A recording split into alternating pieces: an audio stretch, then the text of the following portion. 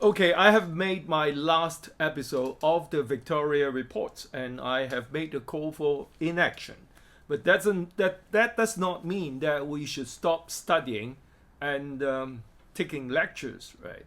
So, and I would venture into cultural, historical issues and things like that, and I would share with you what I have learned.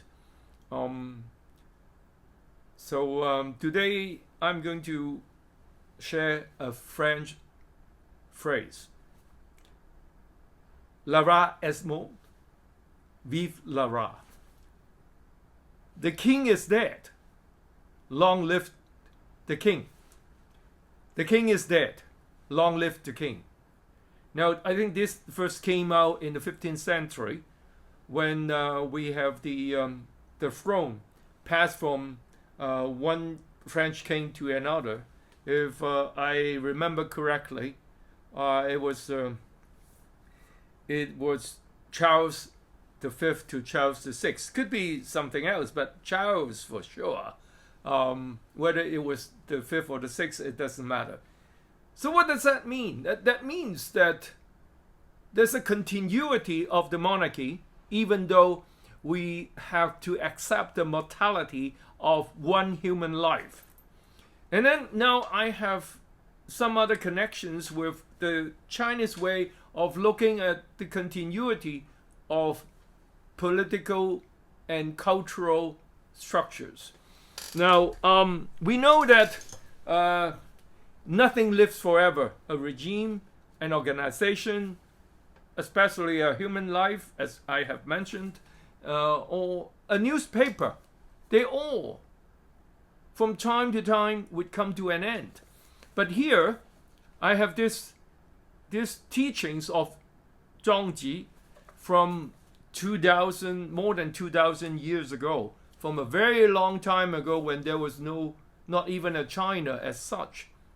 But in one of the chapters of Zhongji, which was Yang Shengju, it mentioned a concept of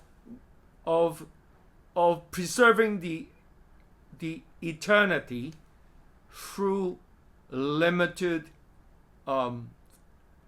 human lives, or something that's perishable.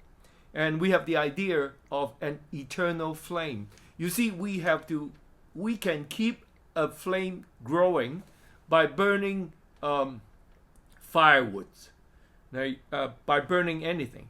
But the firewood that you pour into the flame would burn out and would become ashes very quickly.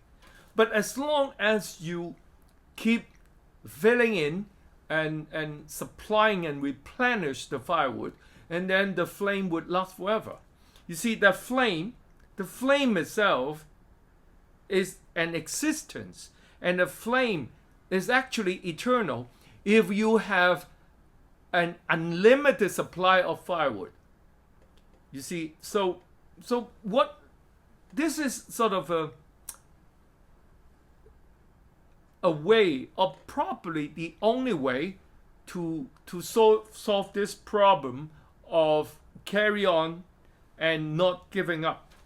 So it's the same as, you see, to carry on a dynasty, even though that may not be that important to people who are not related, that when you see that the king is dead, you would have a new king.